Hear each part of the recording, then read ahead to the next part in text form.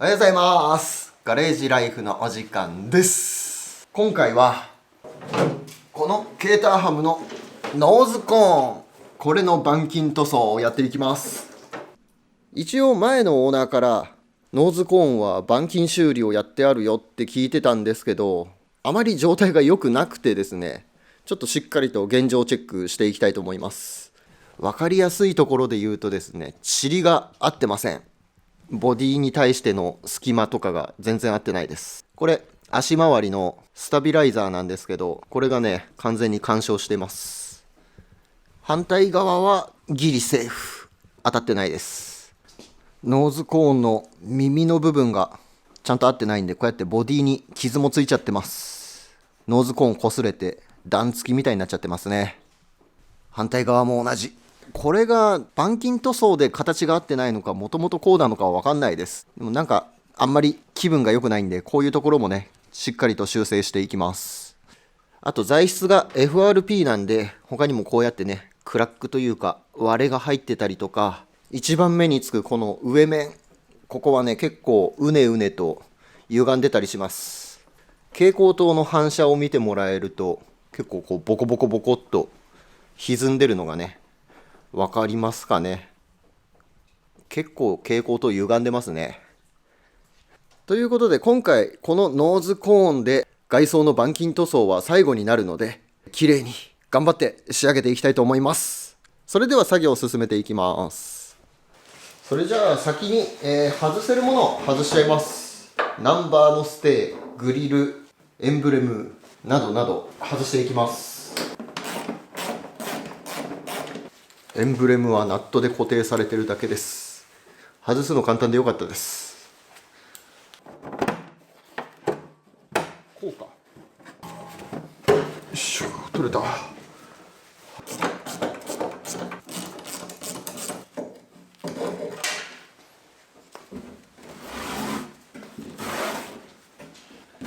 今ここのクッションゴム剥がして両面テープ残っちゃったんで、トレーサーでのり剥がしやっていきます。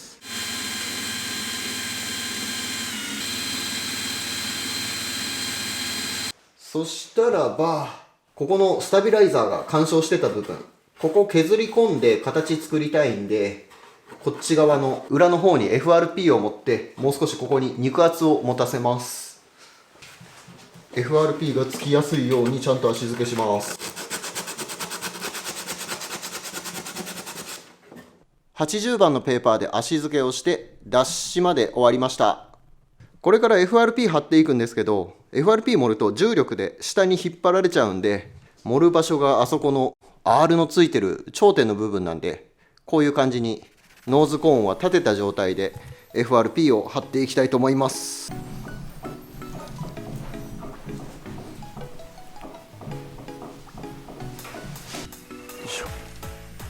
いしょ。しっかりと FRP が固まりました。あとは削って形を合わせていきます。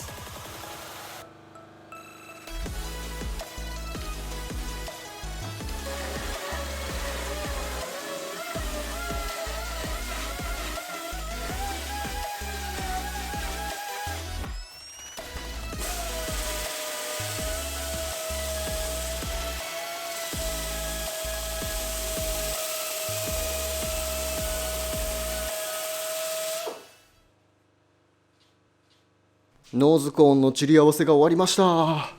ここのスタビライザー干渉してた部分は削り込んだんで、ちゃんと隙間が生まれています。反対側はこんな感じ。他にもこのボディと干渉してた部分とかも削り込んだんで、ボディとの干渉はなくなりました。中の方から見るとこんな感じですね。ボディともぶつかってないです。反対側も削って当たらないようになっています。いや、うまいこと収まってくれて本当よかった。あっち合わせるとこっち合わないとかっていうパターンがあるんでね、ちょっと心配だったんですけど大丈夫そうですね。あとついでにひび割れてたところとかも全部直しておきました。そしたらあとはこのノーズコーン、結構ね表面がうねうねしてて面が出てないんで、面を出すように削って形を整えていきます。削るシーンはフェンダーやった時と同じなのでスキップします。あまりにもデコボコがひどすぎてパテつけました。で今これ硬化させて、これから研ぎ入れるところですね。ノーズコーンの上側も、あと横側も、こっち側も結構ね、こう歪みというかね、波打った感じが、研ぎ込んだだけじゃどうにもならなそうだったんで、こんな感じでパテをつけました。一番車の目立つところですからね。鼻先で、しかもこの上側、さすがにね、ボコボコした感じはね、目立ってしまうんで、面はしっかりと出して綺麗に仕上げたいと思います。このままパテ研ぐと、高いところと低いところが目で見てちょっと分かりにくいんで、ガイドコートを塗ります。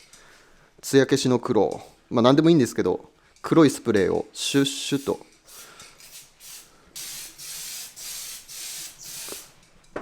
うっすら入れてあげます。この状態でパテを研ぐと、高いところは削れて、低いところはこの黒い塗料が残ったままになるんで、どこが高くてどこが低いかが目で見て分かるようになります。これサフェーサー研ぐ時とかもこういうガイドコート入れると研ぎがすごく楽になります。缶スプレーじゃなくね、専用のパウダーみたいなのあるんですけど、そんなめったに使わないし高いから、いつも缶スプレーで代用して作業やってます。ということで、これからパテ研いでいきます。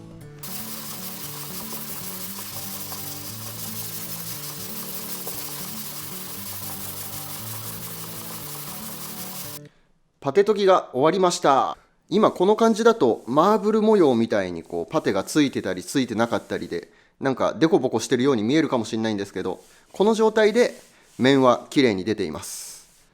材質が FRP なんで、パテの収縮とかでこう引っ張られて、若干普通の鉄板の板金よりはね、パテが残りやすいとは思うんですけど、それでもね、最初作業するよりかは思ってた以上にひどかったんだなっていう風に、パテの残り具合とかを見るとね、そう感じます。横面はこんな感じ、反対側はこんな感じで、今これは120番のペーパーでね、形作っただけなんで、ちょっとねペーパーの目というか傷が深いんで、これを240番当てて400番当てて、目を細かくしてサフェーサー入れれるように準備していきます。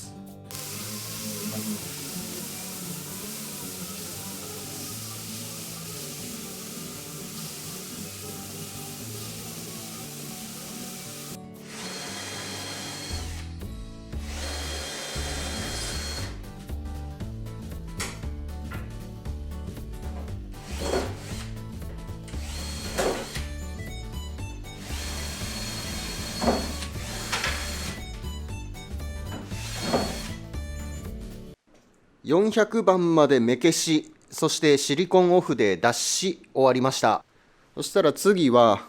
パテとか FRP のね、巣穴が結構プツプツ開いてたりするんで、エバーコートで巣穴埋めやっていきます。これをウエスにつけて、こんな感じに取って、この巣穴の開いてるところに塗り込んでいく。これで巣穴を埋めることができます。めっちゃ便利なんですよこれ。昔使ってたんですけど、なかなかね個人だと使い切らないから買わずにね我慢してたんですけど、やっぱりねあると便利だから買っちゃいました。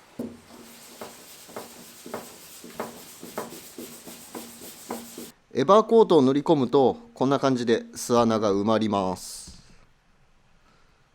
ちゃんと巣穴埋まってますね。サフェーサーはシンナー少なめで厚盛り仕様でいきます。まだちょっとねへこんでるわけじゃないんですけど、歪みというかこう若干波打ったような感じが残ってるんで、そういうのをサフェーサー研ぎ込みで直したいんで、サフェーサー厚盛りできるようにシンナー少なめです。このサフェーサーシンナーの希釈量で厚盛りとか薄付けとかそういうのがね調整できるやつです。で厚盛りにするとスプレーパテみたいな感じで使うことができます。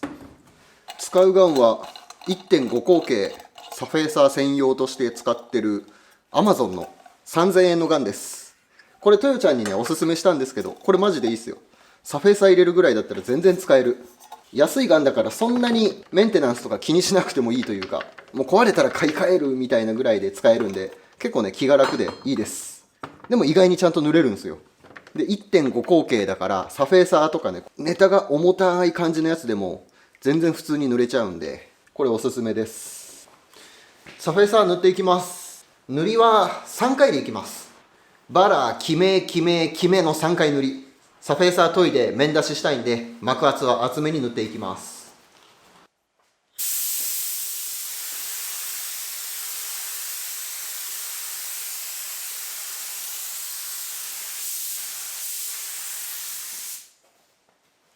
1回目の捨て塗りが終わりました。今この状態で弾いてないかとかゴミがないかとか見て、特に問題なさそうなんでこのまま次塗っていきます。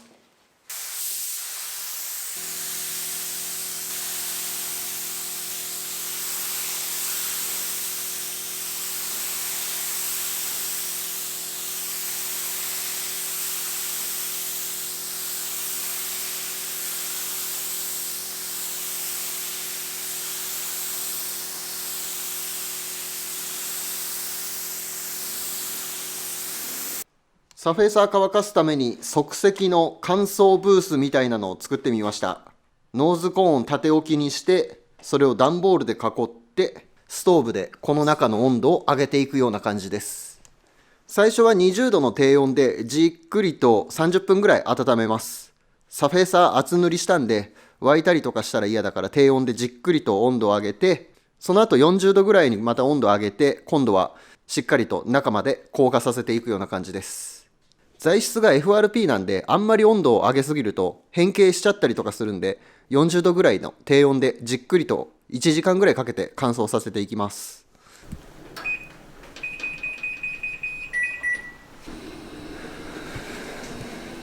名車再生スーパーセブン。チャンネル登録よろしくね。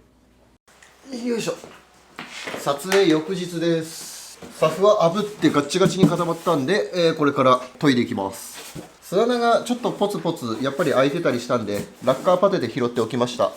この緑色がラッカーパテです。こんな感じです。若干の歪み、サフェーサー入れた時に出てたちょっとこう歪んでる感じがあったんで、そういうのをきっちり落としていくために400番のペーパーですね。これで形整えて水研ぎでやっていきます。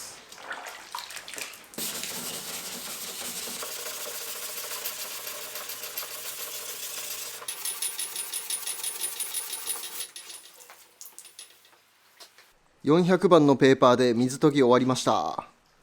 とりあえず一番歪みのひどかったところ、こういうとことか横面とかこういうところメインで研ぎが終わりました。この状態で艶出しスプレーをかけて、こんな感じで見ると歪みが残っているか抜けたかが分かります。大丈夫そうですね。ここの穴の開いてる部分、ここにエンブレムつくんですけど、ここちょっとねまだ歪みが残ってます。ただここエンブレムついて隠れてしまうんで、ここはもうこのままでいきます。あとはまだ研げてない部分がねたくさんあるんで、ペーパー当たってるところはこういう風にね白くなってサフェーサーの肌がなくなるんですけど、この辺はまだ研げてません。黒くねプツプツ残ったような感じになってます。こういうのがなくなるまで全面400番でサフェーサーの肌落とし、そして仕上げに600番で目消しをして表面がツルツルになるように作業をやっていきます。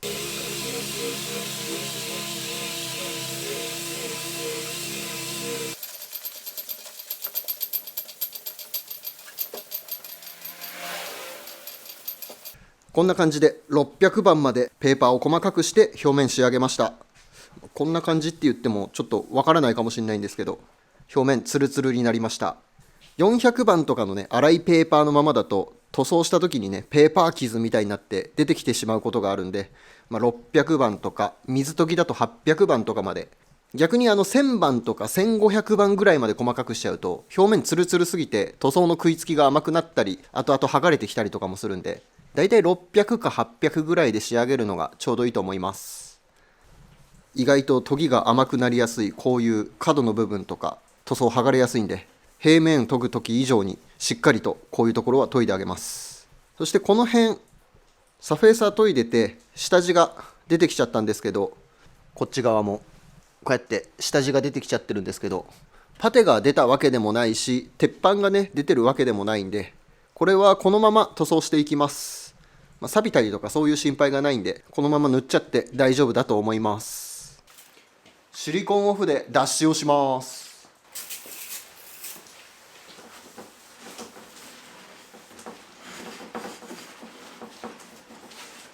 タッククロスでホコリを取ります。この表面に乗っかってる糸くずとかそういうのをタッククロスで取っていきます。これで撫でてあげるだけでだいぶゴミの付着率が下がります。これで塗装の準備が整いました。サフェーサー入れた時と同じように台にくっつかないようにね、こんな感じでチューブラリになるようにセッティングしてあります。ケータハムは塗装ミストかからないようにガレージの外に出してあります。ガレージの床は水を流したし、あとは塗装していくだけですね。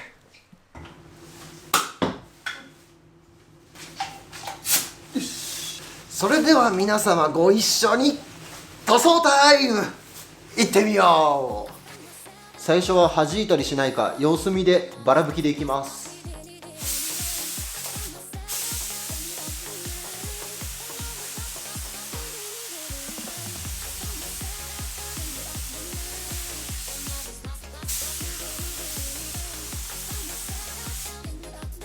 特に問題なさそうなんで、そのまま次の塗装やっていきます。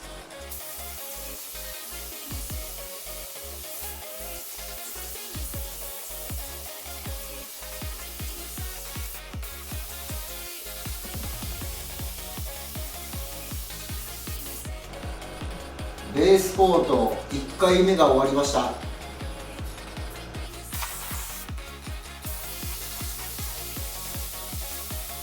ベースコート2回目が終わりました。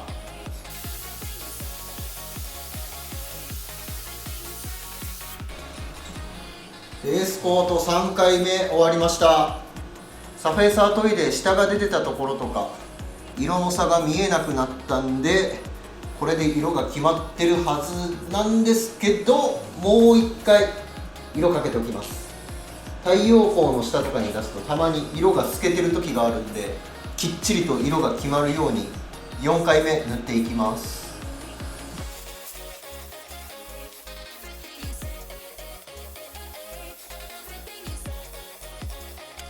ベースカラーの塗装が終わりました。あとは表面乾いたらクリアを塗装していきます。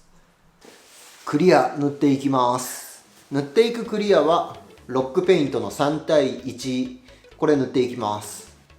塗る回数はバラ、キメ、キメの2回塗りでいきます。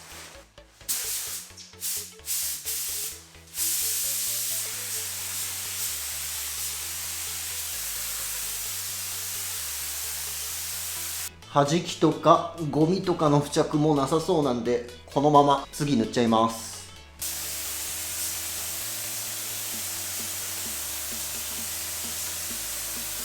1回目塗ったらこんな感じです。これで10分ぐらい軽く表面乾かして次2回目塗っていきます。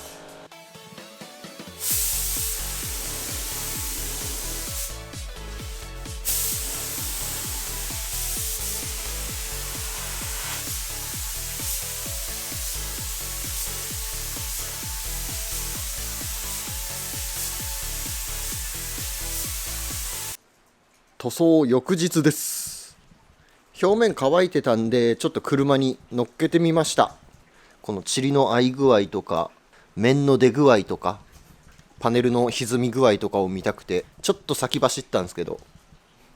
ちゃんと板金して合わせたから干渉してた部分もなくなったし大丈夫そうですね。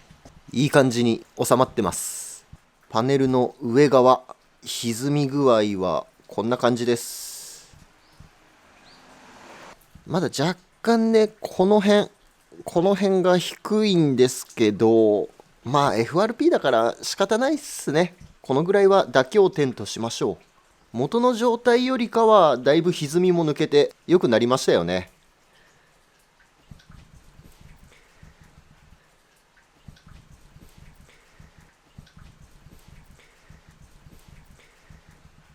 塗り肌はこんな感じです。塗装してる時の温度が結構低くてですね、思ってたよりも塗り肌が伸びてしまったような感じです。まあでも全然垂れなくてよかった。もう塗ってる最中、最後やべえ、これこのままいったら垂れてしまうって本当にちょっと焦ってたんですけど、本当ギリギリ耐えてくれました。おかげで塗り肌はのぺっとかなり平べったいような感じの塗り肌ですね。はい、ということで今回はノーズコーンの板金塗装をやりました。最初塵が合ってなくてあちこち干渉してて、作業する前はね、もう結構 FRP 切った貼ったやらなきゃダメかなとかも思ってたりしたんですけど、ちょこっと削ってね形合わせてあげるだけでちゃんと取り付けができたんで良かったです。今回このケーターハム全然塗る場所がないんで、その分1箇所きれいに気合を入れて作業頑張りました。これで一番時間のかかる外装の板金塗装が終わったんで、あとはもう整備とか、フレームの錆落としで塗装とかはやりますけど、アルミパネルとか磨き入れて、で整備して作業を進めていきたいなと思ってます。最後までご視聴ありがとうございました。また次回もご覧ください。バイ。